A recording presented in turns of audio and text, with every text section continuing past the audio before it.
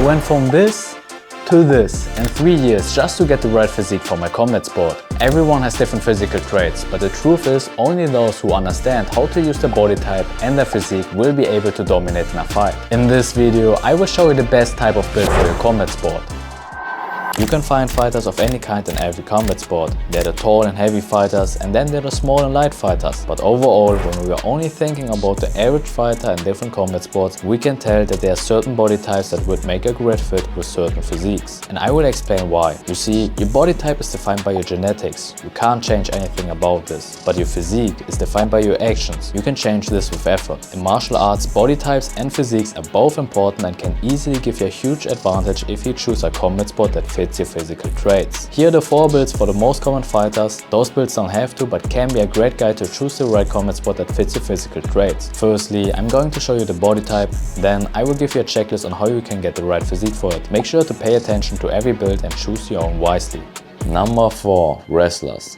Wrestling is a build that requires a lot of strength. Wrestlers are strong, explosive and have amazing cardio. In wrestling you need to use all your power to control and dominate your opponent. Fighters like Islam Makhachev and Yoel Romero are great examples. They became incredible wrestlers through hard work and relentless training. Alright, so there are some common traits that could offer advantages in this combat sport. At first, wrestlers usually have a shorter torso because a shorter torso can make you harder to lift and provides a lower center of gravity. Secondly, longer arms allow you for better reach when grappling, controlling and leveraging your opponent. And in the end, it can also be beneficial to have shorter legs and medium height because shorter legs reduce the risk of being taken down as they are harder to grab. And a medium height also allows you to wrestle against both taller and shorter opponents. Alright, this is a little disclaimer. You don't need to have every single one of these traits to be a wrestler. It is simply not humanly possible to have all of these combined, but having just 1 or 2 could be an advantage. And now we talk about how you can achieve the physique of a wrestler. So here's a little checklist about what you should have in your weekly workout schedule. There's strength training, for example compound lifts and pulling exercises. This is important to develop the strength to handle your opponent. Then we have explosive workouts. Plyometrics can be very effective here. Basically, it involves exercises like box jumps and medicine ball slams. Cardio training is also very essential. Here you can alternate between high intensity training like sprints and low intensity training like long distance runs or long cycling tours. Finally, you need to do your wrestling drills for proper technique, but I think you're probably already doing this in your regular training sessions. Here's everything we just talked about. Make sure to take a screenshot.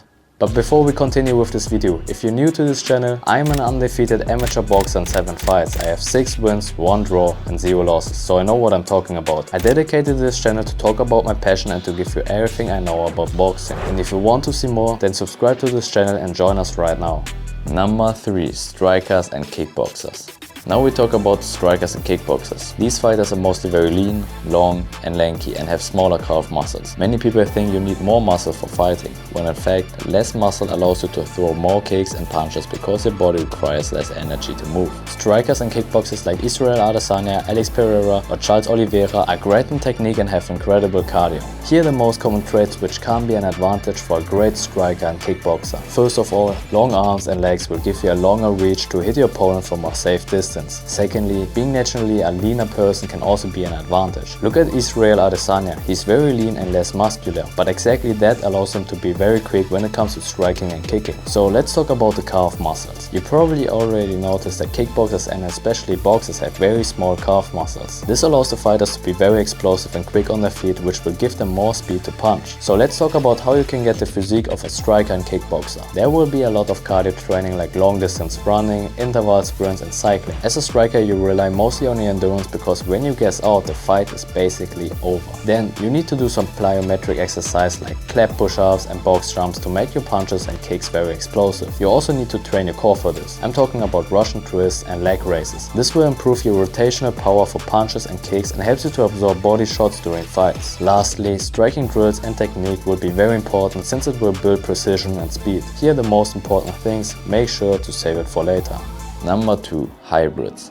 Then there are the hybrids. They combine everything about muscular power, explosiveness and cardio. These fighters are the jack of all trades. Great examples for hybrid fighters are Khabib Nurmagomedov, Robert Whittaker and Alexander Volkanovski. Except for Khabib's ground game, hybrid fighters are usually no specialists. They are evenly balanced in their wrestling, striking and kicking skills. And again, here are the most common traits for a hybrid fighter. It can be beneficial to have moderate torso length. This will allow you to have great leverage for wrestling while still being able to have a decent reach for striking and kicking. Secondly, Slightly longer arms can give you more advantage in striking, but overall a mesomorphic body type can be very beneficial because it will mean that you got moderate height and evenly distributed muscle. It will give you the natural ability to adapt seamlessly between striking and grappling situations. Finally, let's get into how you can get the physique of a hybrid fighter. Here's what you should have in your weekly workout schedule. You will need a good mix between strength and explosive training. I'm talking about compound lifting for strength and resistant band training for explosiveness. Cardio is as always also a big part of this. Go for high intensity interval sprints or steady state cardio like long running or cycling sessions. In the end, don't forget about proper technique training, which will be the only thing that gives you precision and timing. Here you can see the overview. Don't forget to take a screenshot.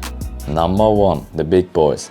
And then there are the big boys. This build often comes from having a natural strong punch and a more chubby physique. Heavy fighters simply perform better with more weight on them and often look like the typical dad who just got off the couch, though they are using their pure muscle strength to knock their opponent out with one punch. I think Daniel Cormier and Tyson Fury are great examples for this build. Here are the most common traits for heavy fighters. It will be crucial to have a natural broad frame and a strong build. A large chest and broad shoulders provide the foundation for powerful punches. Secondly, long arms will give you the reach for effective striking from a safe distance. Most importantly, a thicker core will give you the support for punching, grappling and takedowns. Finally, let's talk about the physique of a heavy fighter. First of all, since a heavy fighter is mostly relying on its strength and power, there are a lot of compound lifts needed. Besides that, plyometrics will be essential to get the right agility to move around your opponent. Most of all, you need to do a lot of cardio since your body will gas out very quickly. Your muscles will fatigue very fast because they have to move a lot of weight. Last but not least, active recovery will be very important for this build because your joints will suffer a lot from all this weight and constant movement. I highly recommend to do light swimming exercises for recovery sessions since it takes the weight off your joints. This is the final overview. Make sure to take a screenshot.